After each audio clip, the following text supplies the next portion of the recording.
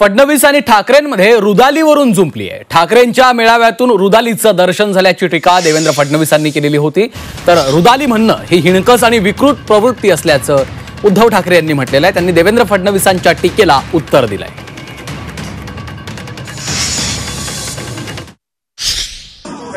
मी राज ठाकरेंचे आभार मानतो की त्यांनी या ठिकाणी दोन बंधू एकत्रित येण्याचं श्रेय मला दिलं। श्रद्धेय बाळासाहेबांचे आशीर्वाद हे मलाच मिळत असतील, पण मला असं सांगण्यात आलं होतं की विजय मेळावा होणार आहे, पण त्या ठिकाणी रुदालीचं भाषण देखील झालं आणि मराठीबद्दल एक शब्द न बोलता आमचं सरकार गेलं, आमचं सरकार पडलं, आम्हाला सरकारमध्ये द्या, आम्हालाच निवडून द्या, हा मराठीचा विजय उत्सव नव्हता, ही रुदाली होती।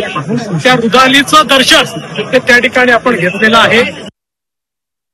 नाही, मी त्यांची मानसिकता समजू शकतो, कारण मूळ भाजप हा मेलेला आहे, त्याचाच खून या लोकांनी केलाय।